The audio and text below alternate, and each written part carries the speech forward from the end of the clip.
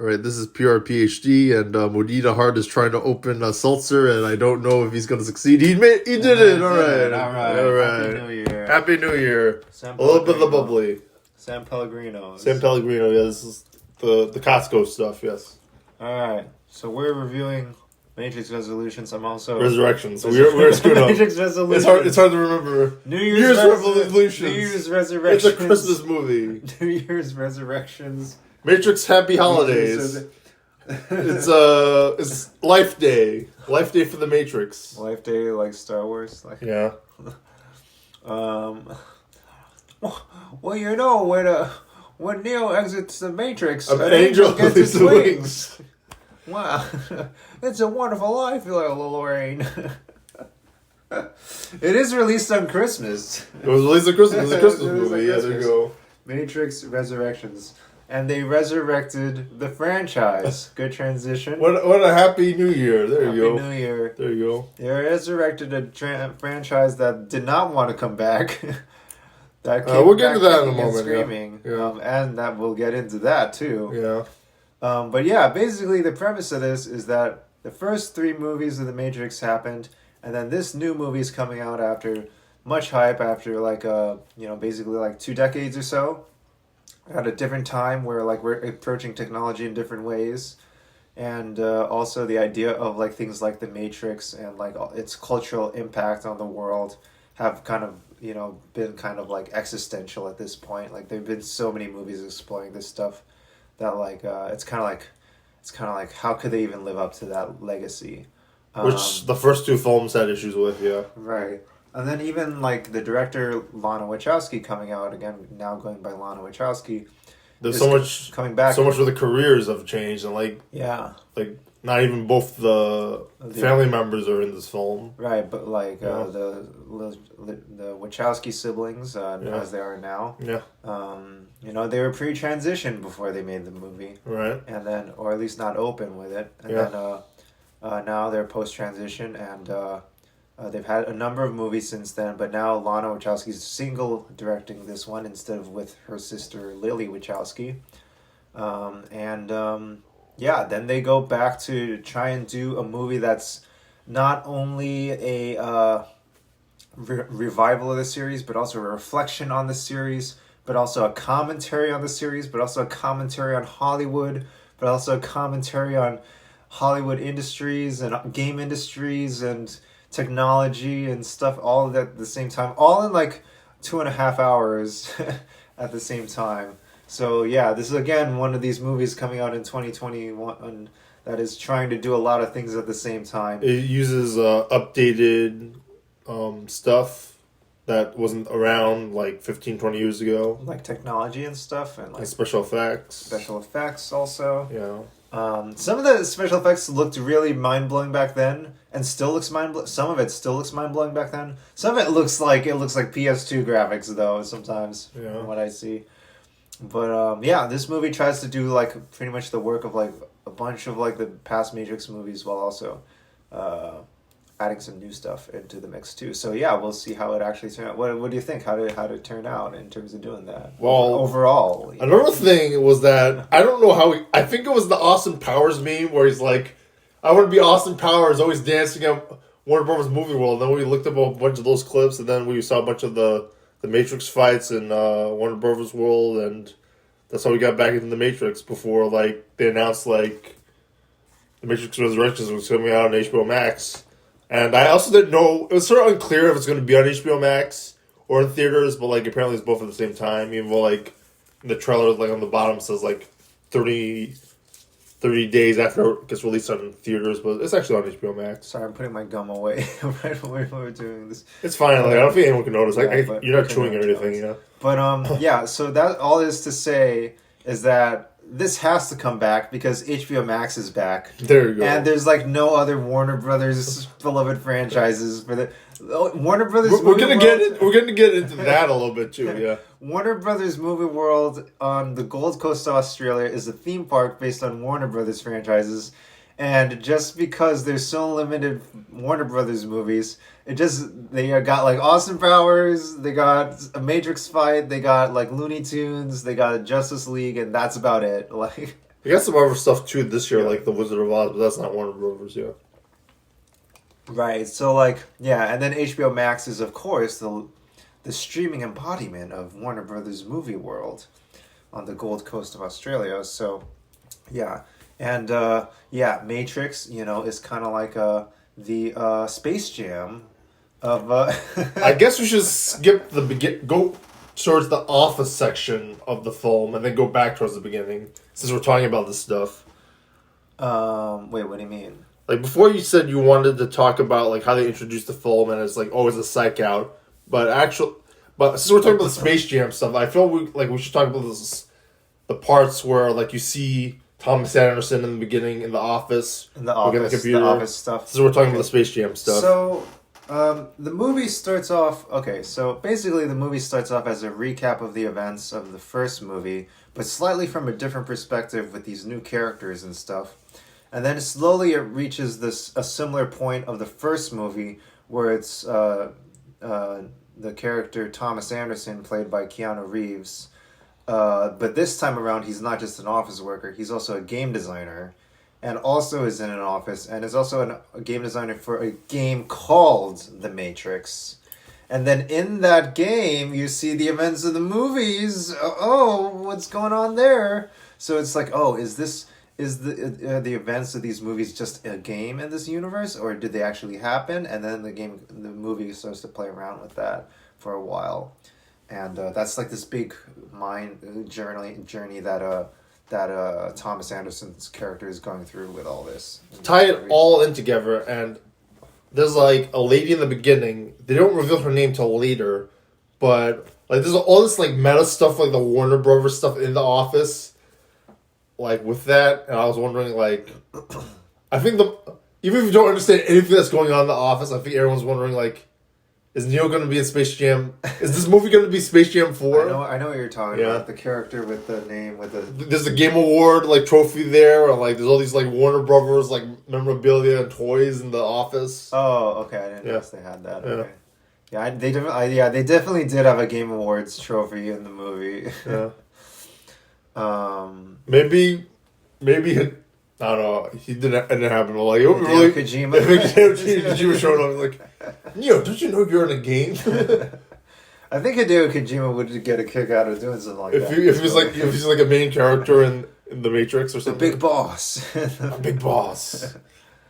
Imagine like Hideo Kojima was his boss in this movie. Yeah.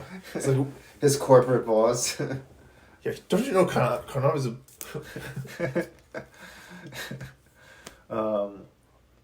We worked together for this Game Award, man. Like, Konami's totally against us. Yeah, but overall, yeah. So, like, yeah, that's the premise of the movie, and there's this dynamic where, like, Neo is both, like, trying to, like... He's noticing problems where, like, he's wondering if this game is real or not. Maybe it actually happened. And then also, it's somehow tied to this woman he meets in this cafe named Tiff, who's played by Carrie-Anne Moss, who is obviously looks like Trinity and is also dealing with her own weird feelings of like, wait, what's going on? I'm getting deja vu, as it were. And then slowly, as it plays out, like you start to see the events reveal more and more. Like maybe certain things are becoming blurred, as it were, between like the game world and the game versus like their actual world in the movie and stuff. And I don't know how to talk about it more without spoilers, but basically it reaches points where like, it becomes more like a Matrix movie involving like reality and the machines and stuff like that. And it starts to rehash a bunch of the past events of the past movies. And it kind of does the events of all three past movies in one movie, basically. Yeah.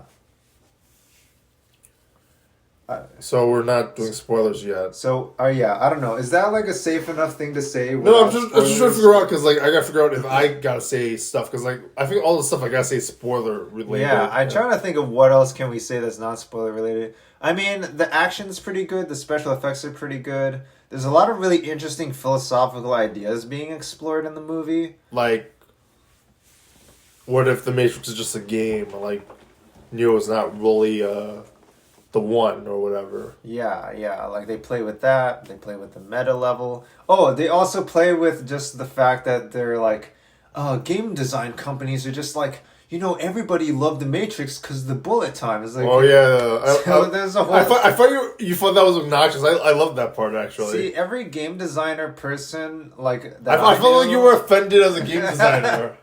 Every game designer person I knew was like, this is familiar to us. We've been in situations like this, even if not exactly like this, even if this is an exaggeration. Yeah, you guys don't work in like Silicon Valley like offices where you play table tennis like it's like a very high tech college campus or whatever. Yeah, but there's always like conversations that are like, this is what it was really about. I was like, no, it's about much deeper, meaningful themes, and like, no, it was about like guns and actions and and like they totally missed the point of the movie. That was the heart of the movie or whatever.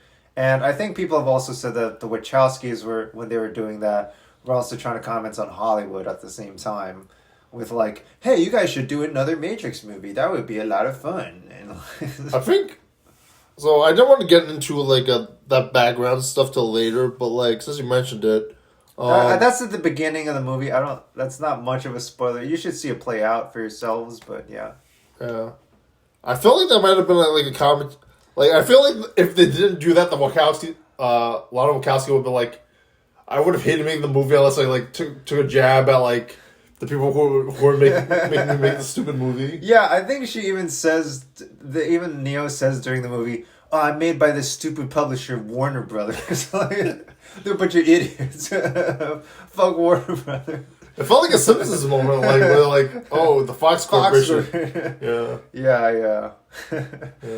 Yeah, don't you know The Matrix is a game made by Warner Brothers? Yeah, I was like, whoa, I wasn't expecting that. It's kind of unnecessary, but okay.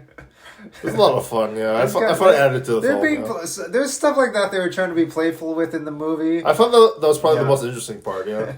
Yeah, that early part of the movie, you were like into this stuff, and then like later on, it gets more dramatic and stuff, and then like, the characters start to reappear, or like reminiscences of characters start to reappear, and events start to rehash themselves, and it's like, okay, this is kind of just a rehash, and then it kind of goes into more like, oh, this is actually not quite the same thing.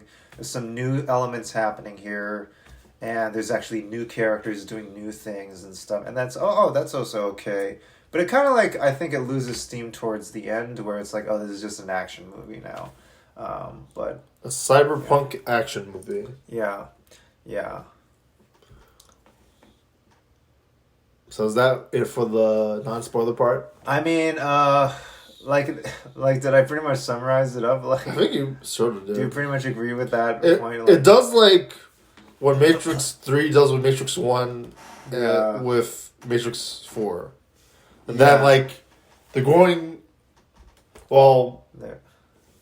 I guess we didn't talk about why they did that, but like they go towards the machine city, and then stuff happens after they leave the Matrix. And it feels very familiar, much like in the beginning of the film where like there's this whole chase scene with the police and stuff. And yeah. They have a lot of cool new mechanics for the things inside the Matrix. There's like a lot of different like new enemy types and stuff, I guess. There's like new things like that. There's some familiar enemy types, different names. Different names, different faces. There's they do it. I felt like they tried to shove in a lot of They shoved in a lot of ideas into this. Which was the problem with the second and third film, but at least like this film has like some meta like with the beginning. Yeah, one of the reasons why we want to go into the spoiler review so badly is because there was so much stuff that they packed into this movie as like, this is an idea, this is an idea, this is an idea, and like it's kind of hard to even like parse through all of them because like they kind of don't even like explore most of them that fully, because it's like, oh yeah, this is totally a thing now. It's like, okay, well, can you explain that a little more? Can you do something more with that? Like, there's just so many things like that are just thrown in there. One thing I think I could talk about without it being spoilery, at least for The Matrix, is like comparing it with Shang-Chi and like Star Wars. Interesting. Okay, yeah, like, sure. This is more Star Wars spoilers and Shang-Chi spoilers than Matrix Resurrection spoilers. Star Wars... Like, if you didn't watch Star Wars, would you watch the sequels? Okay. Is one I'm wondering, and I've been thinking about it ever since watching The Matrix Resurrections, and like there's certain beats you have to play around with it, and I feel like The Matrix sort of had that issue where like, which is the opposite of Shang-Chi, where Shang-Chi is the opposite, where you can't use any of the original material, whereas The Matrix, like, if you keep using, like they do the same stuff over and over again, where it's sort of like that Titanic review of Red Letter Media. Well, like they're just doing the same stuff over and over again. Like, but on the other hand, like if you didn't do it, like would it be a Matrix film? Right, they're kind of boxed in into like doing the same formula. They also literally show the same footage constantly, like in the past movies, to like. But it was do the same I sort of like stuff. that. That was a actually little bit, they actually edited it pretty well. yeah. But also I also when you say that it makes me think is this movie that much worth watching if you haven't watched the previous three films or not? I don't know if it quite is, but fortunately you have HBO Max to like catch up on all the Or movies. Peacock. It's on Peacock now. All the whole Peacock. trilogy, yeah. Whole trilogy's on Peacock. Yeah. So yeah, that's That's why, good marketing by that's why- Warner Brothers. that's- Like, yeah. give everyone the Matrix trilogy. That way they'd be like, oh, we gotta watch the Matrix Resurrections on HBO Max. Time to watch it, tie-ins the MCU somehow, and Yeah. then you gotta watch all those movies also, and Yeah. it's gonna be Matrix Legacy films, and then there's Matrix Reloaded. I guess Legacy. the Animatrix isn't on Peacock. Oh, Animatrix, is that on Netflix or something? Or It's on HBO Max. HBO Max. Yeah. Okay, Animatrix is actually like even better than a lot of the movies. Even yeah, it's pretty. Animatrix. Probably the best one since the first film. Yeah. Yeah, pretty good. Yeah. It actually like explains a lot of stuff too. And Yeah. it's actually a very good movie. Definitely worth checking out. More non-spoiler stuff. So, they sort of do the stuff with the red pill, blue pill stuff. I feel like if you're a real big red pill, blue pill purist about how that's introduced in the first film, you might be off-put by this film if you're a real stickler for it. Which we'll get into later. What else? What else would... I'm not going to reveal how it connects to the other films, if it does or not. Do you want to write a list of things to like keep track or? I think I remember. Okay. There's not too many things. What else would a Matrix film person or someone who wants to watch this film ask about this film, I guess? Do I need to watch the previous version of the movie? Am I able to enjoy it on its own? Am I able to, would The I have a special good time effects- would I have a good time watching all the previous movies? It might hurt the first film, like the second and the third film did, but like I feel like the off section is pretty good. The first and no, that's not it. The first movie was a tour de force when it came Yeah. out. Like this movie, I feel like It's not. has to. It's follow not as it. bad as the second and third film, Yeah, but it's better. It's not as good as the first film, obviously. yeah. They've had more like having more downtime from the second and third film. Yeah. They've been able to kind of germinate on the different ideas on like things they could do with this movie. Yeah. Rather than like just like pump out more movies. Yeah, I and mean, stuff, if they had like such a huge gap compared to like the first three, even the first film to the second film wasn't a huge gap. I feel like every time they released a new Matrix movie, they always tried to introduce new ideas and new mechanics. We'll get and into stuff. that a little bit. So yeah. that's why with this movie they tried to introduce more stuff, and Yeah. this time they just really introduced a lot of stuff. So, Yeah. But yeah, but as a result, like the second and third movies were like kind of more mixed compared to like the first movie, which felt like it had very clear themes and stuff. Yeah. The special effects are a lot better. It looks like it's shot in red opposed to like film. Okay. And I guess that's basically it. I think we go into Yeah. spoiler territory now. Yeah, great visual effects, great special effects, great. Oh yeah, the fight choreography in this is not as good as the first movie. Yeah, we'll get into that, yeah. But I forgot to mention the Shang-Chi review. yeah, but yeah, fight choreography. I guess I'll title this Matrix with Mudita instead of Marvel with Mudita in the playlist. Sure. Yeah, Okay. yeah. Um. I think, yeah, spoilers. Okay. Spoilers. Yeah. So, what to spoil first? There's too many things to spoil in this. I mean, like, What is the least meaningful spoiler? What is the most meaningful spoiler? I think there's a most meaningful spoiler that I have in mind with the office section part of the film. Okay. Yeah. I'm not going to mention that till the end. Let's talk about the most important stuff to talk about this movie that we are just burning to talk about with this movie. I mean, like... I think the most obvious thing is, what do you have in mind, actually? I have no idea. Okay, so Morpheus and Agent Smith, I think, is the most obvious parts. That's true. Yeah. Yeah. There's a whole thing about the Wikipedia, which I'll mention later. And then when we researched about why they didn't show up, but we'll first talk about our first reactions to how they treated Morpheus and Agent Smith in this film. Yeah, there's a new Morpheus. And there's a new Agent Smith. New Agent Smith. But they use footage of them, and I think like there's like part of a trailer that uses Agent Smith footage that I didn't see before. Yeah. Or they say like made it look like it was in red opposed to like film. Yeah. And like in the movie they do have an explanation for why there's a different Morpheus. And I actually think, weirdly enough, it ties into the Matrix Online MMO video game back in the 2000s, which the Wachowskis had said was in canon to the Matrix movies. They're a little bit, not very strict about not mixing into the online stuff, which they have no control over. I guess because, like, maybe they figure, like, it's too big, like, we don't want to be like George Lucas, like, micromanage everything about it. Yeah, I'm just trying to find the clip of it here. Yeah.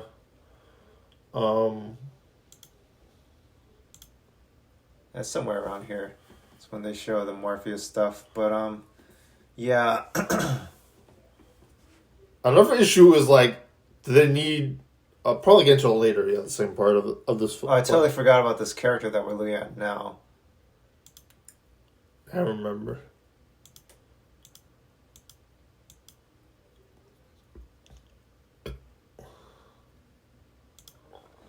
Yeah, anyway. Yeah, Smith is different, and apparently they said it was just because of his shooting schedule. Yeah. I don't know, I find that a little hard to believe, but you know what, I guess it happens. I mean, a contract's a contract. I guess so. Yeah. Also, this was filmed during pandemic. Yeah. They started I think we looked this up. They started filming in February 2020. Yeah. Suspended during March 2020. Yeah. Start again in a similar... It's amazing they could even make this film at all. Similar to like how they making filmed Shang-Chi. for Shang-Chi. Yeah. Right? Yeah. Falcon and the Winter Soldier also had a similar like breakup in their filming schedule due to the pandemic. Do these actors have sick days or anything? Like, they gotta work in the middle of a pandemic? Yeah, I mean, I don't know. It's all freelance work, man. Like, it's all contract work. Yeah. Acting, you don't have full-time gigs, man. You just have, it's all contracts. Maybe that's like why Scarlett Johansson's like, yeah, I'm not gonna be in Marvel anymore. I don't think it's a good idea. Yeah. Clint Barton, Jeremy Renner is still in Marvel though. He's the only one that's basically still in there, right? And Mark Ruffalo.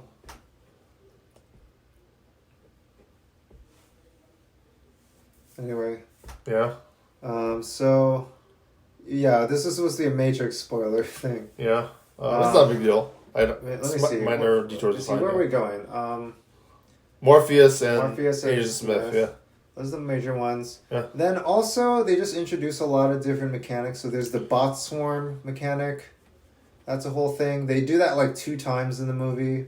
I can't remember what that is. Oh, you mean like with the zombie? Yeah, it's zombie mode. And I think there's a part that you missed. Zombie mode from like Call of Duty. Or like Lord of the Rings Counter-Strike mod. Yeah. Left 4 Dead mod. Left 4 Dead mode. Yeah. Just literally Left 4 Dead mode. Yeah. And there's no longer just agents. They just straight up have zombie mode. Yeah. That might be worse than the agents, right? Yeah, that's kind of terrible. It would be cool if they like it did homage to like Romero or something, but like I don't know, like we're doing the pandemic. We don't need no references to like Dawn of the Dead or whatever. Yeah. Let me see. They have the fact that there's machines helping humans in this, which was a really cool idea. It's like, okay, it's not about humans versus machines. It's not about races anymore. It's about the goals beyond that. And I don't know if they mentioned humans helping machines, but there was definitely machines helping humans. And then they also mentioned AI beings in the Matrix being manifested outside of the Matrix through like nanotech or whatever, which is a really cool idea. They did that with the Morpheus character, and he was helping out during their big heist and stuff that way. But I don't know. They didn't do that much with that, other than he just snuck into an air duct or whatever. Like that's how we set it up. Yeah. There's so many there's so many possibilities. Like it's like, yeah, he can slip through the air ducts. Like, you mean like having a hobbit, like, or something? It's like a Lego Matrix. Lego Matrix. Hold B to have Morpheus sneak through the air duct. Lego Morpheus gets to like summon himself. Lego Morpheus. Yeah, it felt like a Lego movie. This felt like a Lego video game where like each character has a special power or something. It's interesting because like Warner Brother Games owns the Lego games, which owns like Lego Marvels and stuff. Yeah, but they've never made like a Lego Matrix or a Lego even Looney Tunes game. Yeah, I guess the Matrix itself hasn't been like a family-friendly franchise really, because usually rated R and stuff. I guess like a lot of kids don't understand what's going on in it. Yeah, there's a lot of philosophical stuff that's going on way over kids' heads and stuff. Yeah. It just felt like a Lego video game at some point. Let's get the gang together. Let's get Bugs Bunny. Yeah, I was going to mention that. Yeah, right? We didn't mention her yet. Yeah. My name is Bugs. Like a bug in the Matrix. And, and you'd follow me. Because, like, in your past, you followed the White Rabbit. I don't know. That was fun, I guess. Yeah. They did that. They rehashed that. He gets out of he's about to leave the office, but then he panics and doesn't. That's also like a movie. Morpheus sneaks in to the office, and I forget how it works exactly. He's like in the men's restroom. He's like, why would he trust you? It's a strange man in the restroom. I'm free game, man. You gotta take a pill. Take a pill. What's going on?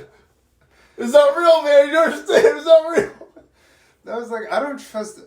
Like, even if you have doubts, like, you don't trust like a random man. Like, follow me in the bathroom, Mr. Anderson. Mr. Anderson. I'm just a game designer. Yeah, it's very stupid. But yeah, that happened. And then what else? The rest of the crew for the Matrix, like Neo's group. Oh yeah. Yeah. There's like that lady who's like, we're totally gonna die, aren't we? And that's all she says. Oh yeah, she says that. She says that to another guy. They don't die. Also, they also have the Merovingian and all the exiles. The exiles. And that's sort of like the worst part of the movie for me. They showed up out of nowhere. Kowski loved that movie a lot. Really? Yeah. Those characters are a throwback. It might have been edited incorrectly also, so it might not have been that bad. Okay, those characters are a throwback, seemingly for a throwback's sake. And then the Merovingians just do. She probably wanted to rehire the people because like they were originally in the film. Was like, welcome back. Yeah. I think a lot of like when you see interviews with the cast and crew with this movie, it felt like a lot of like they just wanted to get the gang back together for this movie. Like with Indiana Jones. That's why they were so excited. That's why they were so excited about this movie. Yeah. Maybe even to the cost of like the result of the movie itself or something. But they did seem to be having a lot of fun just having everybody together again. Getting the old band back together again, like in the Muppets or something. Yeah. But what else? There's like that captain who's like, "Well, you're a legend. You're Neo, right?" Oh, you're Neo. And then there's also another guy who if I was the same character was like a Neo expert or something. Right? Yeah, there's a guy who's a neologist or whatever. There you go. Yeah. Neologist. Neologist. It's like, I followed your life the whole time. It's like, okay, I'm cool. Yeah, it's I don't know. And Neil Patrick Harris is great in this movie. He's great. I think it was like the mandatory character to have in this film. He's like the key bad guy. Yeah. He's like the only bad guy, kind of. I don't want to. I get to it later. I felt like he was very important to the film, and Keanu Reeves was important to the film, and I get to the rest later. Okay. Yeah. Okay, but I guess there's maybe stuff we should go over before that. Yeah. Naomi comes back. Yeah, there you go. Yeah. Very good makeup. She's Jada Pinkett Smith. Yeah. I wasn't sure if they were actually going to use her, which they use so much makeup, so it's so confusing. Like if they had to use her or not. She was in the Matrix video game, Enter the Matrix for PS2. Yeah. Which is fun. Yeah. And I think the Wachowskis had like creative control over these video games, like the PS2 game, the online. Would they have been very strict about nitpicking? I don't know. Yeah. I don't know. I think they had strong creative control, and they liked to. Maybe creative control. I think they liked having. I think the game mechanics of the game itself were pretty bad. Though. I mean, it's their first. It's one of the worst games ever made. It's the first time doing this stuff, but I think they enjoyed having it be in the canon of the Matrix universes. Yeah. Storytelling wise. Yeah. Anyway. Get those royalties.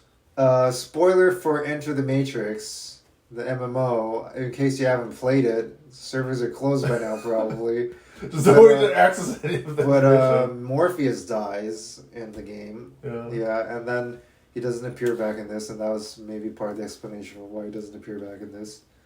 But I had a thing where I was like, that might not necessarily be the case because like. I guess he's back, but he's like not back, so like maybe he is back. I don't know. So Morpheus is back as a program created by Thomas Anderson / Neo as a recreation of past events and stuff to like recapture his consciousness or something in order to flip Thomas Anderson the opposite way, I guess. Yeah, he was like he's in like that little computer box that like keeps the Matrix safe or whatever, or like keeps Neo safe from the analyst or whatever. He's running a separate Minecraft server instance. It's a virtual server. It's like he's running. He's hiding from big entities. He's running his own Minecraft server instance for it's a black market Minecraft server where like stuff you shouldn't be like whatever or doing. Yeah. He's using a computer server. Yeah. It's funny. Yeah.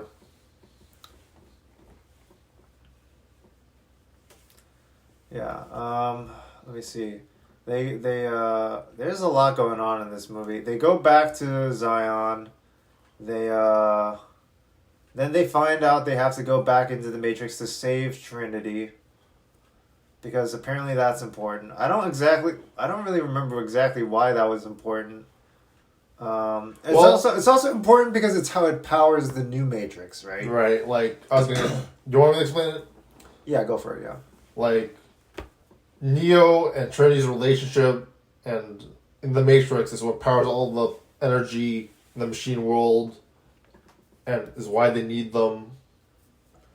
And it gets a little bit tricky in the end, and I think they don't explain it right with like, oh, Neo's gone, like, why, if they unplug, so if they don't bring back Neo, they'll unplug Trinity, which is a little bit weird, since like, if you unplug Trinity, where will the power source go?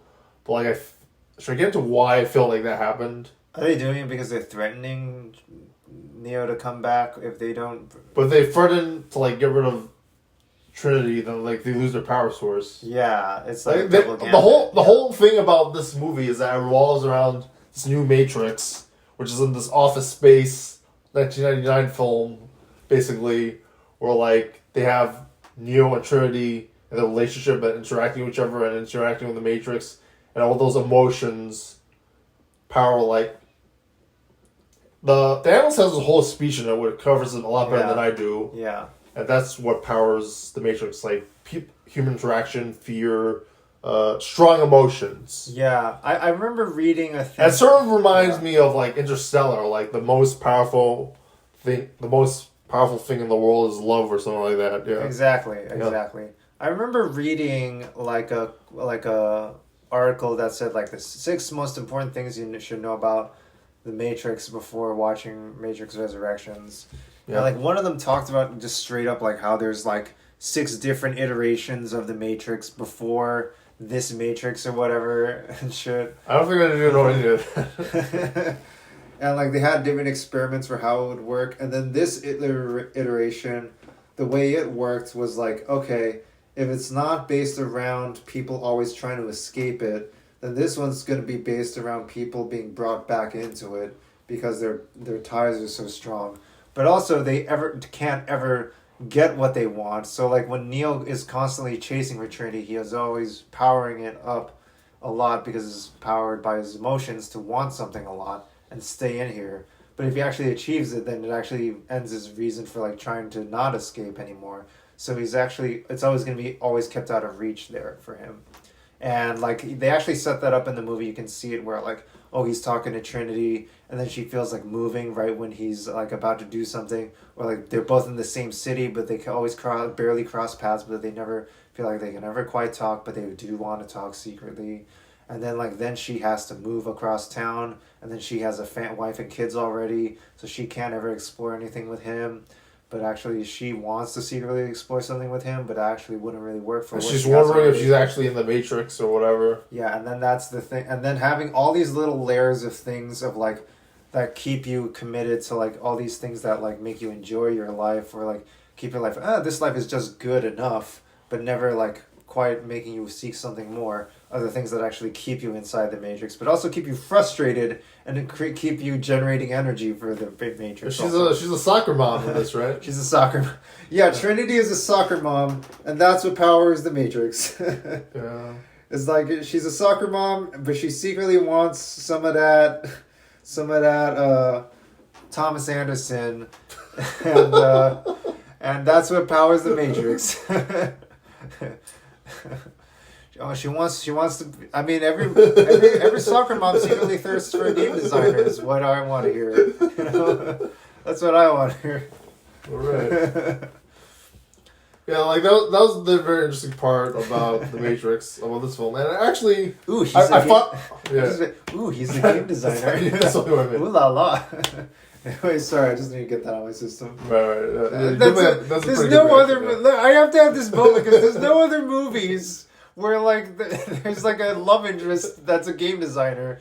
They don't write game designers in many movies. They don't make game designers like a thirst trap in a movie, or any. So like they don't write them in like any film, right? They don't write them in any film as like anything because nobody knows what they do. Like so, yeah. Even this film, they might not know what they do. They don't really explain what they do in this movie either. Does anyone? I don't know if I feel like you could watch that whole scene of them like doing the whole game design meeting, but you still won't really know exactly. Is this what game designers do? Table tennis. That's what they do. Do they eat Chinese food, Chinese takeout, and then just shout ideas at each other? Is that, and like write on whiteboards? Is that what game designers do? That is kind of what game designers do, but it's not quite. It's not all they do. The whiteboarding is definitely true. Whiteboarding's kind of there, but it's not quite all that's there. Yeah. But but yeah, let me have my moment. Everybody let me have a moment. Yeah. All right, so yeah. Is your moment done yet? Okay. Keep me updated. I think I'm good for my moment for now. Okay. Right, so yeah, you had some thoughts, yeah. I did think about how like the beginning of the film really ties into the end of the film until I was doing this podcast. Yeah. So because I really love the beginning of the film and like explaining like how the end of the film works like really ties it together. Okay. Yeah. So explain that a little bit more. I think I just did. The beginning of the film. Like they set up the Matrix. Yeah. And then like the emotions in the Matrix explode, or like what leads to the end of the film where like they have to bring Neo and Trinity together, or like separate them from the Matrix and etc. I see. So like.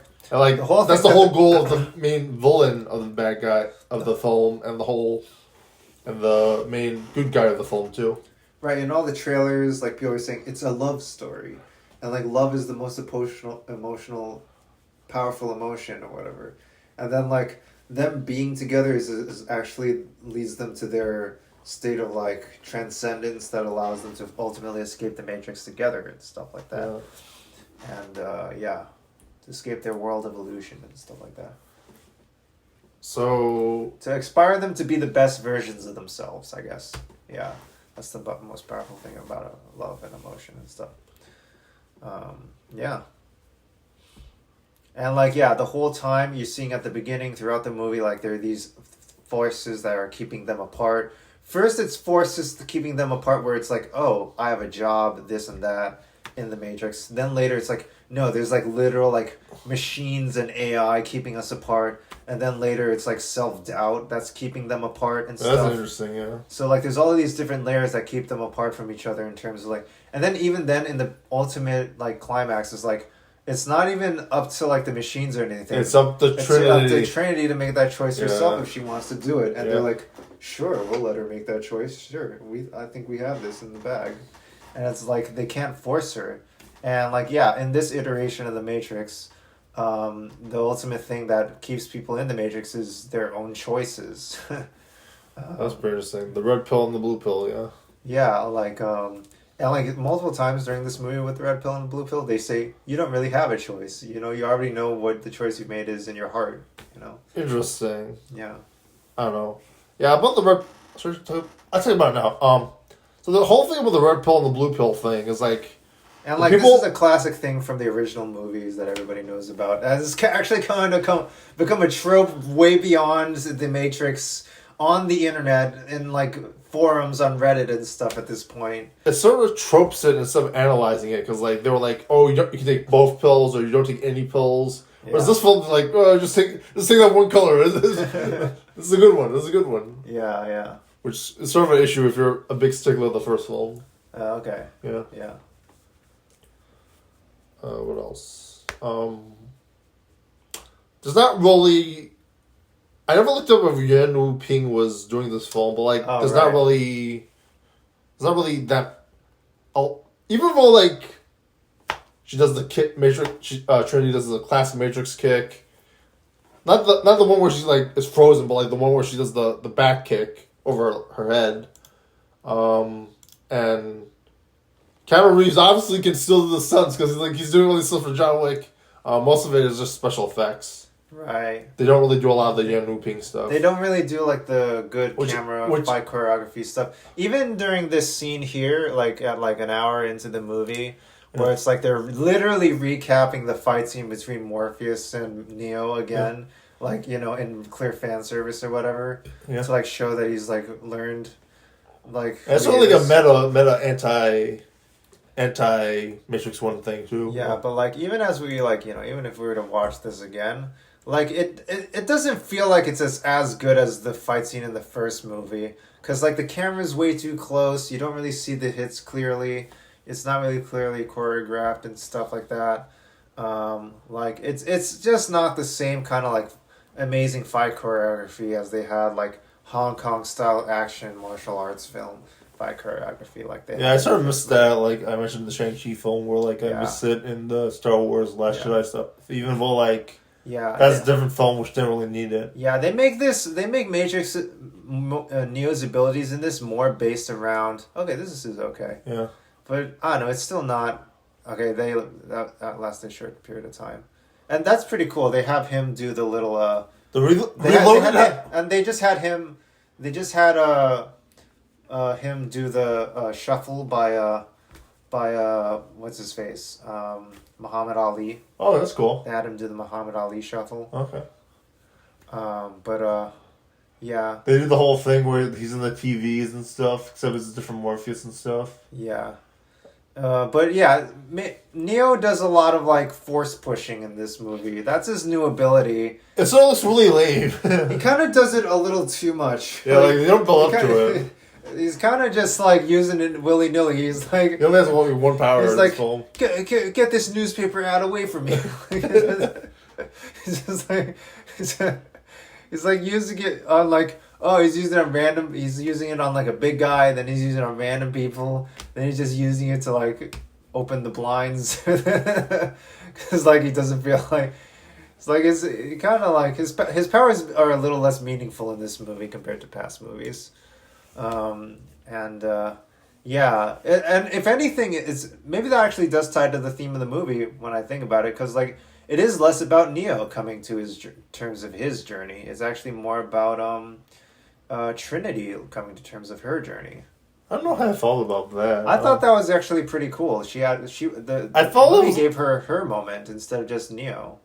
I felt like it didn't build up in this film though. I I felt thought it was mainly between because like Neo's in the office and you see him most of the time. Yeah. It's cool she got the moment, but like I don't think it really revolved around that. I think, but when they had her make her ultimate decision at the end, at the cafe, whatever the fuck cafe, the cafe with the... Was it not Techno or the other one? The Latte or whatever. Techno Latte. Techno Latte. Whatever it's called. Cyber Latte. We're gonna get this wrong. What the heck is it called? Cyber... I mean, yeah, I don't... Cyberchino. In retrospect, I hated this originally because, like... There goes Latte. I originally hated this because, like, in the second and third films, they just really like shipping Trinity and Neo.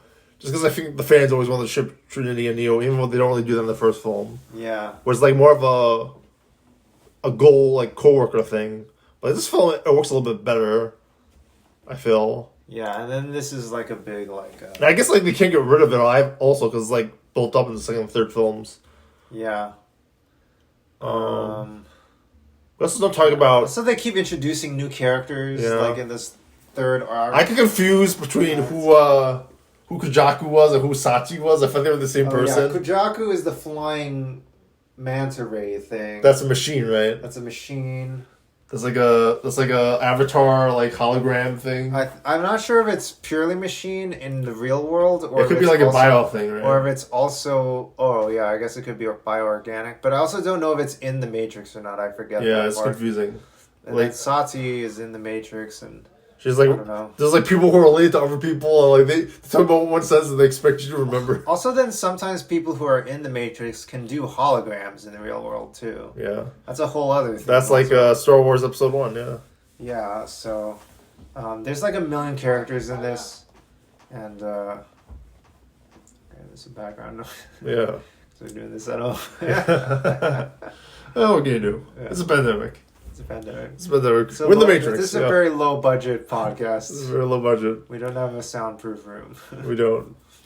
But yeah, the ultimately they're trying to save Trinity here, in the Matrix, and that's the last arc of the movie. Man, there's like another 30 minutes of this. Yeah, I forgot to mention that we didn't say who was cast for Morpheus and Agent Smith. Oh yeah, one is Jonathan Groff from Hamilton. Did you recognize him before the film? I couldn't tell it was him. Right. I couldn't tell it was King George III. He's King George III? I think he's King George III, right? Well, that's really good casting there. The cast King George III as Agent Smith? There's a whole level there. Did I have that right? Jonathan Groff. Is he King George III? I'm just finding this out right now. Yeah, he's King George III. It says right there. Okay. Wow, that's pretty interesting.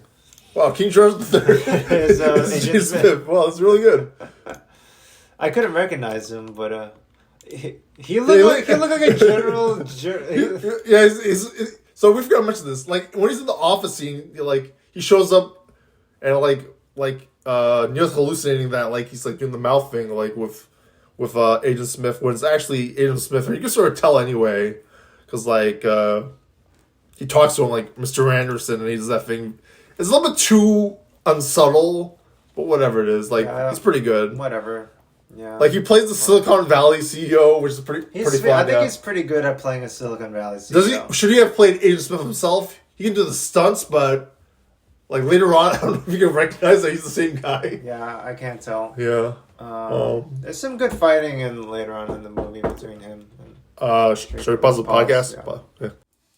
All right. This is.